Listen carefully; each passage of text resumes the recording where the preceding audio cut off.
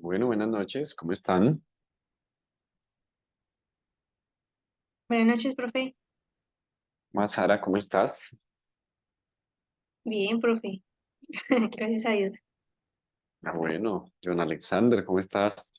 Profe, bien, gracias a Dios.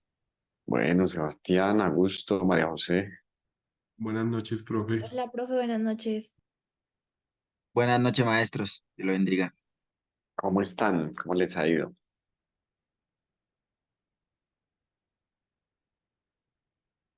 Jamie, ¿cómo estás? Alexander. Hola, profe. Buenas noches, compañeros. Bien, gracias, compañero. Alexander, ¿tú de dónde es que te conectas? Profe, yo me conecto desde Cauca, Piendamó, ¿Desde Cauca. de Piendamó? Sí, señor, Piendamó, Cauca. ¿Y Augusto está dónde? ¿Está en Bogotá? Yo soy Rolo, profe. ¿Pero estás conectado desde Bogotá? Sí, profe, sí, sí, exactamente. Pero yo vivo en Chocó. Pero ahorita estás en Bogotá, de pronto. Sí, sí. Y claro, profe, llevo un año y Ok, medio ok, en Bogotá. bueno. Muy bien.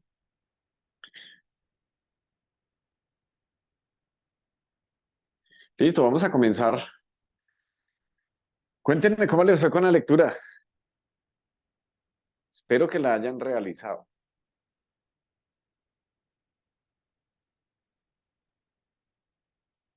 Espero mucho que la hayan realizado.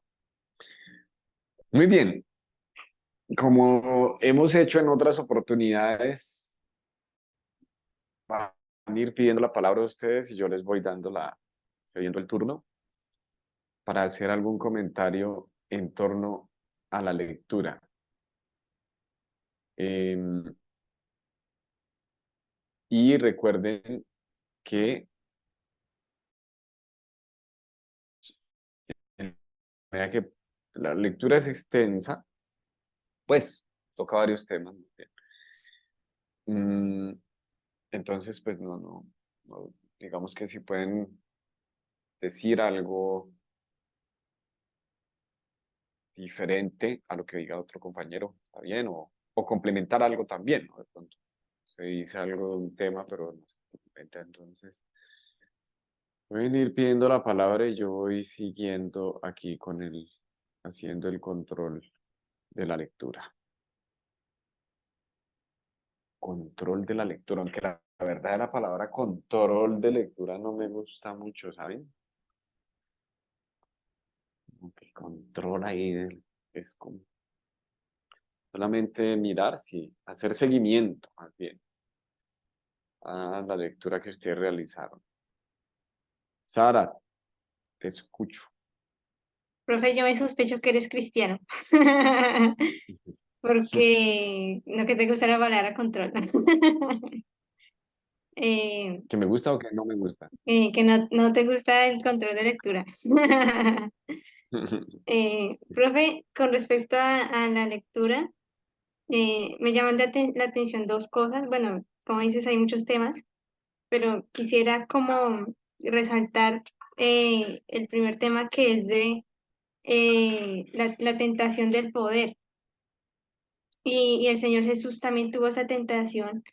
La primera vez que se nos relata es cuando está en el desierto y que el diablo lo tienta, o lo tenta, bueno, como se diga, cuando le pone esa tentación ahí del poder.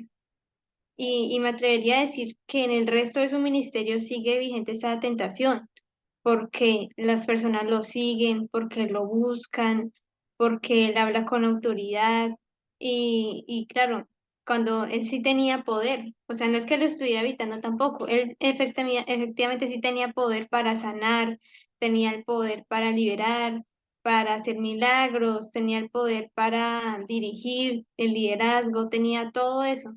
Pero es diferente el poder de la tentación al poder que sí tenía. Es decir, el poder de la tentación era un poder político de gobernar por sobre otros, de hacer lo que él quisiera, como un poder diferente al poder de Dios que había sido otorgado en su vida o había sido derramado en su vida. Entonces, el poder de Dios es muy diferente al poder que da el mundo o el poder que nosotros podemos experimentar en la carne. Entonces, resaltó eso de que esa tentación siempre estuvo vigente y aún así sus discípulos le preguntaron quién es el mayor y él les dijo, pues el más pequeño de estos, el más pequeño, mírenlo, el más pequeño es su mayor ejemplo. Entonces, los discípulos también tenían esa tentación del poder porque tenían la expectativa de que el poder de Dios era el mismo poder que ellos pensaban, pero ellos pensaban un poder más terrenal, un poder más imperial, más gobernador, ¿sí? Cuando él habla del reino de Dios, si era político su discurso, pero no fue político su actuar, de decir voy a poner mi poder sobre ustedes. No, y pues lo otro que quiero resaltar es como la relación del poder y Dios mismo, porque eso sí fue una de las cosas que más me impactaron, de que Dios es todopoderoso, Dios es el creador, Dios es el omnipotente, omnisciente, y todo eso es verdad y lo creemos, pero Dios también fue un Dios que se humilló, un Dios siervo, y eso puede chocar también muchísimo, incluso lo hace todavía hoy en día porque nuestro concepto de Dios es muy diferente al que se ve en la Biblia, lo vemos en Jesús, o sea, queremos separar a Jesús de Dios y digamos, sí, hay una, entre comillas, diferenciación de Dios Padre y Dios Hijo, pero es que Dios Hijo también es Dios. Entonces, si estamos separando a Dios de Jesús, estamos rechazando su divinidad. Y es que Dios siendo hombre, no dejó de ser Dios y se humilló a sí mismo y todo esto que menciona Filipenses 2 versículos de 6 al 11 de que él se humilló a sí mismo, es como, wow, ¿cómo es que Dios renunció a su poder y seguía siendo todopoderoso y seguía siendo el creador del cielo y la tierra, pero decidió ser un Dios misericordioso, un Dios compasivo, un Dios que mira al menospreciado, un Dios que se humilló y tomó el rol de esclavo, la lavarle los pies a sus discípulos, porque eso era lo que hacían los esclavos, y eso lo menciona la lectura, que, esa era la función del esclavo y a mí me sorprende porque también usa una palabra que hace rato no recordaba, pero la lectura del autor me lo recordó, que es que qué bueno que cuando que esté, que, perdón, que el esclavo esté esperando a su amo, pero que el amo llegue a lavarle los pies, o que llegue a servirle más bien. Entonces, eso fue muy confrontante. Esos dos puntos me parecieron muy importantes de la lectura. Gracias, Sara, por lo que comentas. Bien, bien, bien interesante. Primero que dices de la tentación. Miren, pensemos en ese momento. Em, la primera tentación explícita que se presenta en los relatos de los evangelios a Jesús tiene que ver con el poder. Eso ya debería decirnos mucho. Eso debería decirnos mucho, mucho. Em, no es cualquier cosa eso. Nosotros estamos acostumbrados a trivializar eso de las tentaciones. Es más, en el contexto cristiano evangélico es común relacionar tentación con cosas sexuales, casi que solamente eso. Dice, uy, qué tentación, entonces se piensa en algo sexual. Y ustedes van a mirar que en los evangelios la tentación muy poco tiene que ver con eso y sí mucho tiene que ver con el poder. Es interesante, le prestemos atención. Muy interesante y muy importante. Y que aparece al inicio.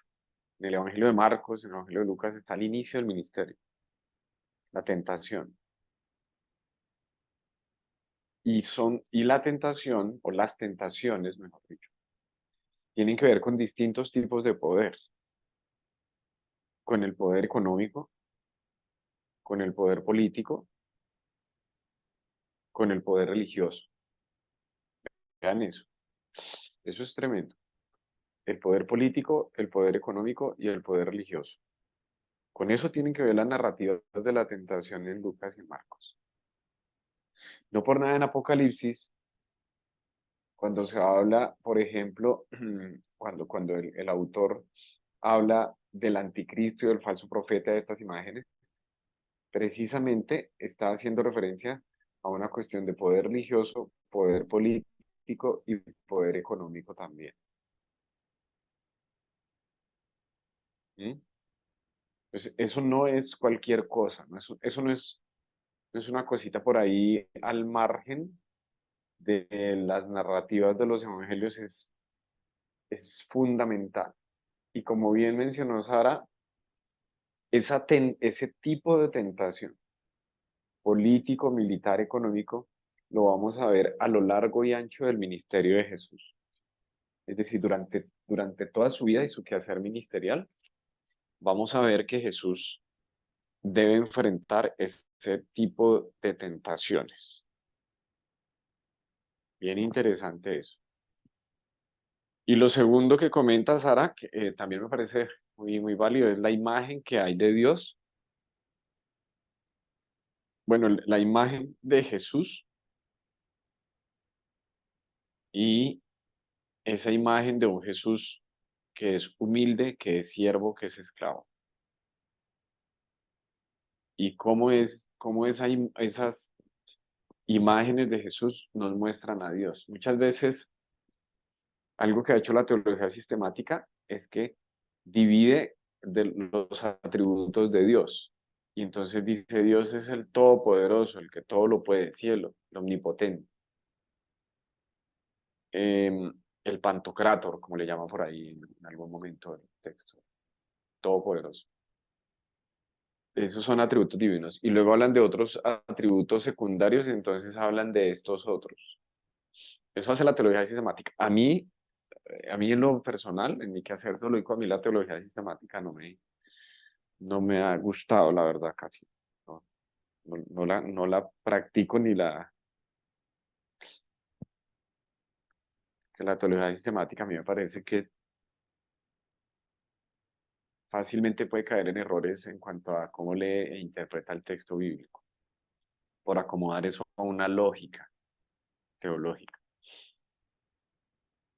Y, y en ese sentido, estas acciones de Jesús, que no son cosas abstractas, miren, hablar de la omnipotencia de Dios es algo más abstracto.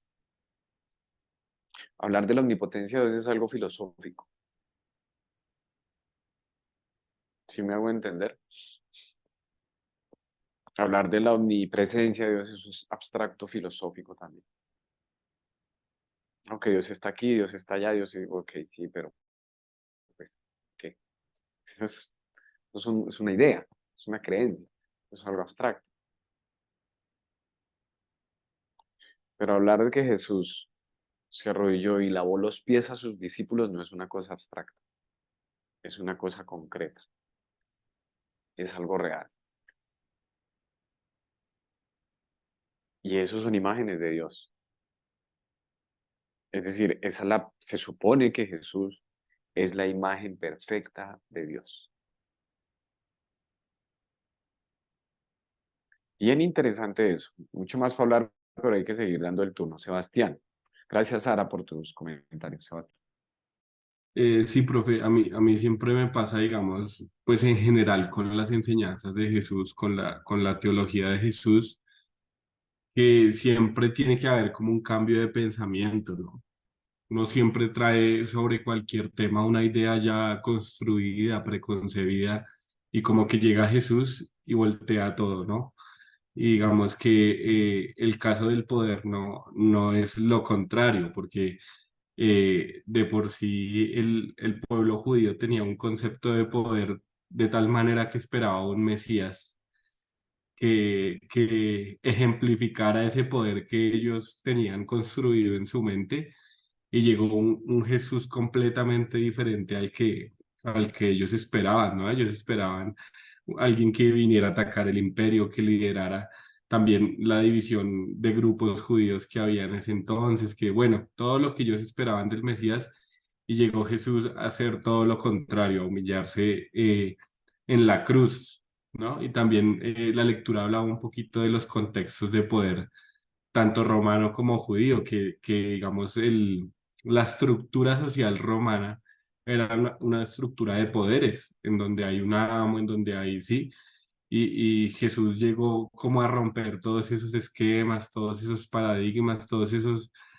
como órdenes establecidas por el hombre a mostrar un poder diferente y una ejecución del poder diferente, ¿no? Y también en los judíos que el poder también lo tenía cierto tipo de persona a la que Jesús también confrontó. Nombraba también hay algo interesante del poder y es que, por ejemplo, hablaba de Herodes, que Herodes tenía un poder que incluso él no pudo controlar porque cuando esta mujer le pide la cabeza de Juan el Bautista, a pesar de que él no quería hacerlo, lo hizo como también por ese uso del poder, igual que Pilato, nombra esos dos ejemplos, que él no quería de pronto crucificar a Jesús, pero lo hizo porque lo pidió el pueblo. Entonces, me gustó eso de la lectura. Muy bien, Sebas, muchas gracias. De acuerdo contigo. Cuando uno, y sobre todo ustedes como estudiantes de teología, cuando ustedes se encuentran con Jesús, no estoy hablando en términos metafóricos, ¿no? No estoy hablando en términos yo estoy hablando en términos del estudio, ¿no? Cuando estamos estudiando y nos encontramos, y vemos a Jesús, pues leemos acerca de él y esto, tienen que cambiar cosas, tienen que cambiar cosas en eso que nosotros estamos estudiando. Entonces, la idea del poder, que es el tema que estamos abordando. Jesús muestra otro rostro de Dios sobre el poder. Y otra vez, si nosotros seguimos a Jesús como el referente, ¿cierto? Como el paradigma a seguir, ese rostro que nos muestra Jesús debe estar por encima de los rostros que también la Biblia nos muestra. ¿Vamos? No solamente los romanos, ¿no? Y los judíos, también los griegos. Tienen unas imágenes de Dios y unas jerarquizaciones de sus dioses, ¿cierto? La mitología o incluso pues teología griega y romana personifica a sus dioses, ¿no? Entonces está la diosa del amor, ¿cierto? Está el dios del tiempo, está el dios que controla los mares, ¿cierto? Está el dios de la guerra, ¿no? Entonces está Afrodita, está el de la guerra, ¿cuál es? Ares, ¿no? ¿Cierto? Poseidón, el de los mares. Bueno, Afrodita para los griegos, Venus para los romanos, cada uno de ellos tenían. Miren ustedes esas personificaciones de dioses que son antropomorfizaciones ampliadas. O sea, son como superhéroes. No sé si ustedes han visto esas películas como, por ejemplo, Furia de Titanes. A mí me gustan mucho esas películas, así de la mitología griega y todo eso. Y si han visto que esos dioses son como héroes, superhéroes, o sea, tienen poderes, tienen determinado poder.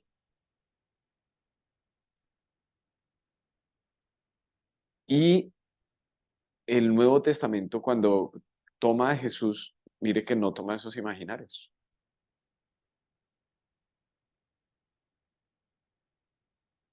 Jesús no nace en un palacio, Jesús no nace rodeado de un super ejército. El papá de Jesús no se llama Zeus, a pesar de que en griego es el mismo término para Dios, ¿no? Zeus con Z, es la transliteración de Zeus, lo mismo, Dios. Pero ese Zeus de Jesús no es el mismo de los griegos, no es el guerrero, no es el que va a matar a los enemigos, ¿cierto? Miren ese cambio tan tremendo en la imagen del poder. Entonces, una imagen del poder es la que mata y aplasta. hasta como cantan a veces en algunas iglesias de los enemigos que los destruí, los maté, los atravesé, les hice buen poco de cosas. Entonces, esa imagen de que va y mata y masacre, acaba a todo el mundo. Y cuando Jesús dice, amen a sus enemigos. Jesús no dice, mátelos, destruyalos, atraviésalos, arrincuálenlos. Dice, ámenlos. Es otra imagen del poder. Es otra imagen definitiva del poder. Y esa jerarquización que se ve en el mundo heleno, en el mundo griego, en el mundo romano y también en el mundo judío, termina siendo falsa. Y mira los ejemplos que tiene la lectura que acaba de resaltar Sebastián. En últimas, el poder de Herodes y de César son poderes que no sirven, porque no le sirvieron. A César no le sirvió. Perdón, a Poncio Pilato no le sirvió. Y a Herodes tampoco le sirvió. Entonces, ¿de qué sirve ese poder? Son falsos poderes que llevan a que las personas los anhelen, los deseen y en últimas cuando los llegan a tener en alguna forma se dan cuenta que no les sirve. Por eso muchas veces termina usándose el poder de manera violenta. Por eso violencia y uso del poder van muy de la mano. Porque la violencia precisamente es la demostración de que no se pudo. ¿Sí me hago entender? De que no hay autoridad, de que no hay un poder legítimo. La violencia es la demostración de la no legitimidad del poder. Entonces, ¿qué hace el violento? Entonces, aprovecha que es más fuerte, aprovecha que es más grande, aprovecha que tiene armas, aprovecha que tiene para accionar para controlar al otro, porque no puede con un poder legítimo hacerlo. Y no puede, por tanto, con una autoridad legítima hacerlo. John Alexander, gracias Sebastián por tu comentario. John Alexander. Profe. Bueno, yo quisiera añadir al comentario de Sarita o esa parte del texto que habla de la tentación de Jesús, que quien llevó a Jesús a esa tentación no fue Satanás, ni siquiera Jesús mismo. Dice el texto del Evangelio que fue el Espíritu Santo que lo llevó, ¿sí? Entonces, me hace interpretar ya echando un poquito de hermenéutica, de aquí interpretación. Eh, es el Espíritu Santo, o sea, Jesús empezó su vida ministerial y su poder y sus milagros cuando vino el Espíritu Santo sobre él. De ahí en adelante empezó a cambiar, porque él antes pasó 30 años siendo en santidad, pero siendo uno más de una sociedad. ¿Me hago entender? Entonces, viene el Espíritu Santo sobre él y empieza su ministerio. Así que el Espíritu Santo, en otras palabras, le está capacitando para ese poder en esa tentación. Y si maneja bien ese poder y si maneja bien esa tentación, recibe el poder, el otro poder, el sobrenatural. No sé si me hago entender. Pero pienso en mí, pienso en nosotros, pienso en la iglesia y pienso en que de una u otra manera ese mismo espíritu que usó a Jesús es el mismo que está en la iglesia. Por lo tanto, nosotros también debemos ser capacitados para manejar ese poder, para controlar ese poder y no caer en la tentación del poder. Cierro esa idea y voy a la lectura también en la parte que Jesús habla de un reino, Jesús habla del reino de Dios, pero no nos presenta al Padre como el patrono, o sea, no en esa relación de patrono y esclavo, yo soy el siervo de Dios, yo soy el esclavo del Señor, sino que lo nombró siempre como Padre. Y al final de la lectura habla algo así como de que en la relación con el poder debe ser un poco más fraterno y menos jerárquico. O sea, yo creo que tiene que ver eso con lo otro acerca de esa relación que debemos tener con Dios y con la iglesia.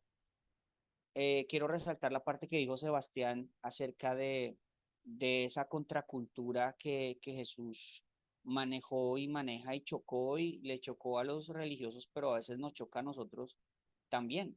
Esa contracultura en estos temas, en conceptos, en ir y rebajarse Yo creo que nosotros de una u otra manera queremos encajar en una sociedad y tratamos de imitar cosas y llevarlas a la iglesia para no ser tan distintos, pero en realidad Jesús fue muy distinto y no tuvo problema con eso. A veces nosotros como iglesia queremos encajar en una sociedad para tratar de ablandar ciertas cosas y ser aceptados, pero Jesús simplemente fue contracultura, pensaba de esa manera y no estaba esperando a la influencia de otros pensamientos sobre lo que él pensaba, sino que lo decía y así era diferente, esa contracultura. Que quisiera resaltar, profe, un poquito ya para terminar, acerca de cuando se le dijo a Jesús, se le retó, ahí dice la lectura acerca del reto que se le hace a Jesús, y recordé alguna ocasión en que me peleé con un amigo, pues en épocas de adolescencia, me peleé con un compañero, pues un compañero de colegio, por un reto que tuvimos y se nos decía que me dijeron como algo así como gallina, gallina, usted le da miedo, usted le da miedo. Y yo fui y me peleé con él solo por la presión social y, y en alguna manera Jesús tenía el poder de bajarse de la cruz. Yo creo sinceramente que él tenía todo el poder de bajarse de la cruz, pero no lo hizo porque él resistió aún hasta la cruz esa oportunidad de demostrar que sí podía y ese poder que los demás esperaban, porque era mucho más poderoso seguir en la cruz y morir en humildad y en humillación que bajarse de la cruz, como le decían. Si te bajas de la cruz, creeremos en ti, o sea, veremos ese poder sobrenatural de bajarse de ahí y entonces creeremos.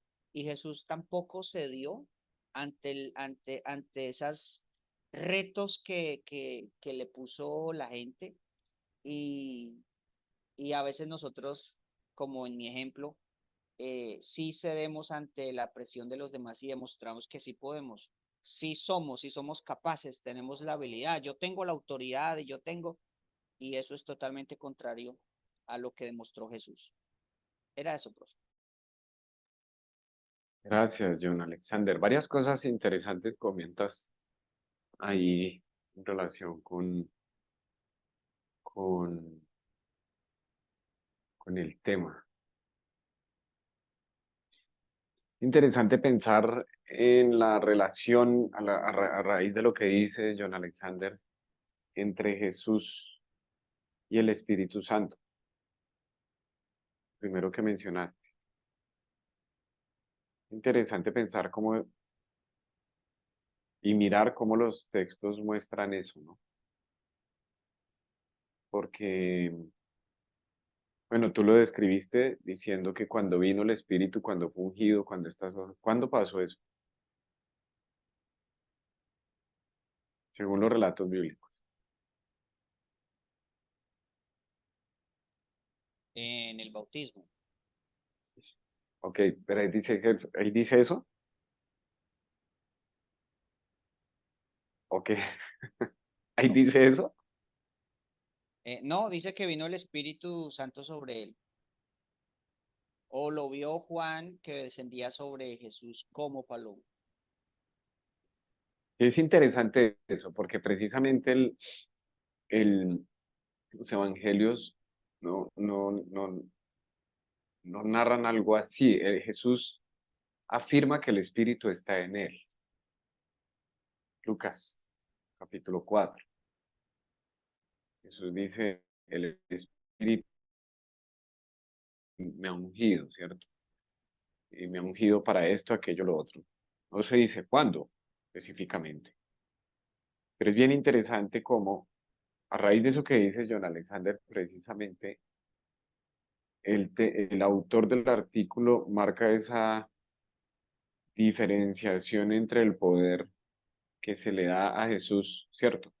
Entre, entre los términos griegos allí bien interesantes que usa él, ¿cierto? El exousia y el dinamismo. Ustedes lo leyeron, ¿cierto? Una cuestión, un poder más externo y otro más interno. Llama la atención también con lo que dices, John Alexander. Me gusta la forma en que lo dices como el cambio en la figura, de esa jerarquización, ¿cierto? De esa pirámide de poder que también lo mencionó Sebastián en el contexto romano, en el contexto judío ni hablar, en el contexto griego también, cómo Jesús cambia la figura, ¿no? En la pirámide judía, para poner un ejemplo nomás, en esa jerarquización de poder, las mujeres y los niños no entraban, ni en la cultura romana, ni en la cultura griega, ni en la cultura judía. Y miren Jesús, el lugar que se le dio a las mujeres y a los niños. ¿Sí ven? Y eso no son cosas abstractas, eso son cosas concretas. Y lo que mencionas también, John Alexander, del el poder que pudiera, perdón esta redundancia, el poder que pudiera ejercer Jesús, aún en la cruz total, pues precisamente también en algún momento Jesús dice que él podía pedir no sé cuántos ángeles que bajaran, hicieran no sé qué cosa, ¿cierto? Por ahí dice eso en algún momento. Él dice, yo podría hacer eso, pero no lo hice. Y la tentación en buena medida, desde el inicio del ministerio de Jesús hasta el final, tú mencionaste los ejemplos, John Alexander, muy bien, tuvieron que ver con evitarle la cruz, con evitarle la cruz, con que no fuera la cruz, con que se bajara de la cruz, con que no llevara la cruz. Tremendo. Por eso es que varios autores, recuerdo ahorita, por ejemplo, a Lutero, ¿no? Que va a desarrollar una teología de la cruz, precisamente.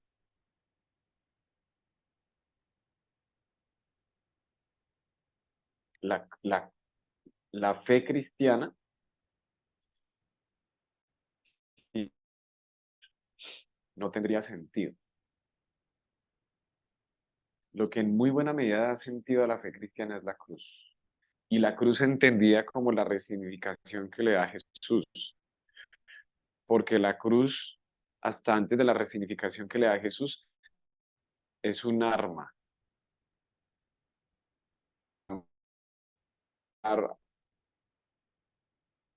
a los que eran castigados por el Imperio Romano. Pero Jesús resignifica eso.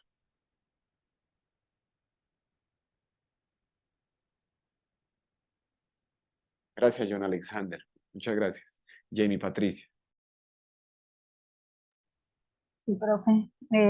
Bueno, profe, usted tomó muchas cosas de las que yo iba a mencionar, pero algo muy bonito que me pareció de la lectura es cómo el autor enfatiza la autoridad de Jesús, que no estaba, él enmarca el contexto del primer siglo y hace como un contraste de que la autoridad de Jesús no fue ni legal ni tradicional, sino que tenía su esencia en una autoridad carismática que trascendía en la profunda experiencia de Jesús con Dios, ese vínculo que había en Jesús con Dios y que era percibida con autenticidad, pero que era con ejemplo.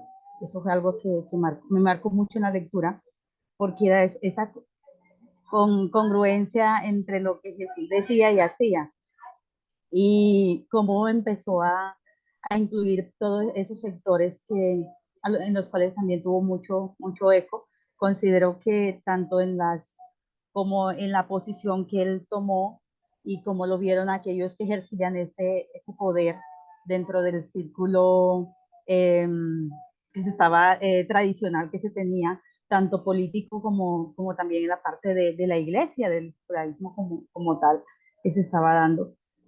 Y es impresionante, bueno, usted lo mencionó, como los niños, como las mujeres. Decía el autor que los niños no tenían participación y eran contados como nada. Es tremenda esa apreciación, pero era lo que se vivía. Eh, de verdad, muy bonito cuando también el autor menciona que no era un poder coercitivo, sino que era una autoridad marcada por la moral de Jesús.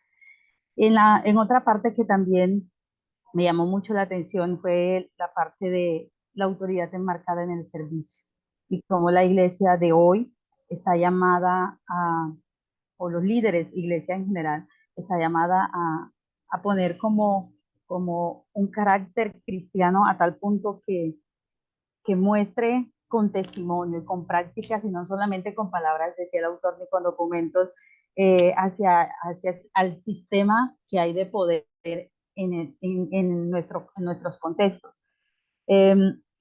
Porque como iglesia, lo mencionó acerca de cómo el Evangelio de Mateo veía esto, la eclesiología, cómo se podía ver afectada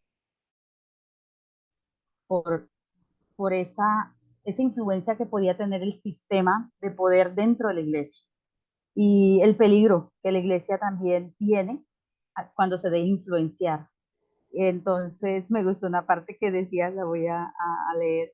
Entre los seguidores de Jesús no se debe utilizar títulos honoríficos ni nada que dañe la fraternidad. Entonces, es impresionante porque es algo que lastimosamente es un flagelo que hoy vivimos como iglesia. Entonces sí, como que en los títulos cumplen una función, pero a veces lo que hacen es que también marquen jerarquía y digan, no, para este sí hay un estatus, para este sí se puede manejar, este sí tiene un poder más, pero la fraternidad se está viendo afectada. Entonces será como esa parte, profe, quería compartir. Muy bien. Gracias, Jamie. Gracias por todo lo que mencionas. Sí, ¿me están escuchando ahí bien ustedes? Ok. Sí, Que señor. vi que se bloqueaba un poquito la imagen. Sí, es interesante cómo el autor también relaciona el poder de Jesús con las acciones de Jesús, es decir, con la ética.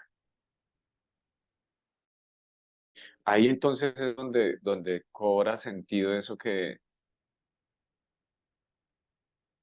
de hecho, alguno de ustedes mencionaba ayer citando ese texto del Evangelio, que decía que Jesús, que la gente se admiraba de él porque enseñaba con autoridad, no como los maestros de la ley. Creo que fue Nubia la que leyó ese versículo, no como los escribas.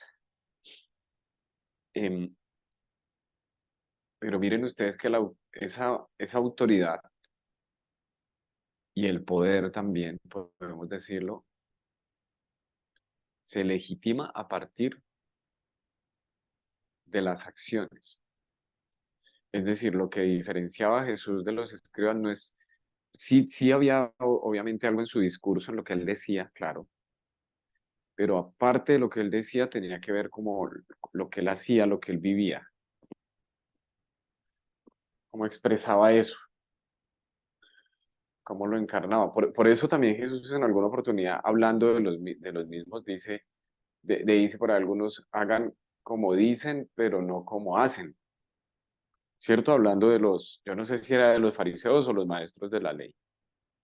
¿Cierto? Miren, ¿sí ven? Hagan como dicen, pero no como hacen. Es decir, allí hay un énfasis en, uno puede decir cosas correctas, pero puede hacer cosas incorrectas. Y el ejercicio del poder es precisamente eso, un ejercicio, es algo que se hace, no solamente algo que se dice. Hay mucho discurso del servicio y yo estoy de acuerdo con lo que dice Jamie. En las iglesias, en general, también uno encuentra muchas veces unas jerarquizaciones tremendas, ¿no? Acuérdense que cuando hablamos de la iglesia, eso estamos hablando de nosotros, ¿no? Pues digo yo, y lo digo con respeto. No es que yo esté criticando sus iglesias, no, ni más faltaba. No es nuestra iglesia, pues, nuestras comunidades. Hay jerarquizaciones, hay títulos que a veces se les suben a la cabeza a la gente. Miren, a mí no me gusta mucho hablar de esto. Bueno, no es que no me guste, sino que la verdad no da muchas veces los espacios y no es pertinente. Pero yo sirvo con una iglesia. Yo fui ordenado como pastor en el año 2007. em, hace 16 años. Mm, y algo que yo he visto, que lo he visto, lo he tenido que lamentablemente ver, es cómo de verdad, cuando a algunas personas se les otorga cierto poder en la iglesia o cierto título, las personas cambian y cambian para mal, para hacer daño muchas veces. Y se hace muchas veces eso a expensas de, de supuestamente un llamado, de supuestamente servirle a Dios, de servirle al otro, pero miren, si hay algo peligroso es el poder religioso. El poder religioso es fácil de manipular y es fácil también de que ese poder religioso a uno le lleva a hacer muchas cosas que no están bien. Bueno, se nos fue el tiempo, vamos a seguir en la próxima sesión con este tema. La próxima sesión voy a explicar la lectura, ¿listo? Como he hecho otras veces, lo que hago es que tomo el texto y lo desgloso parte por parte, pero seguimos con este tema sobre el poder, la autoridad y el liderazgo. Bueno, y la relación que eso tiene con nuestro quehacer. Pero ya seguimos en nuestra próxima sesión. Si usted no alcanzó a leer, le recomiendo que lea el artículo, que es muy bueno. Y si lo leyó y lo quiere volver a leer, hágale. Es muy bueno el artículo, la verdad. Es muy chévere. Muy bien. Nos vemos entonces el próximo miércoles. Que tengan buena noche. Dios les bendiga. Muchas gracias, Gracias, maestro. profe. Buenas noches. Gracias.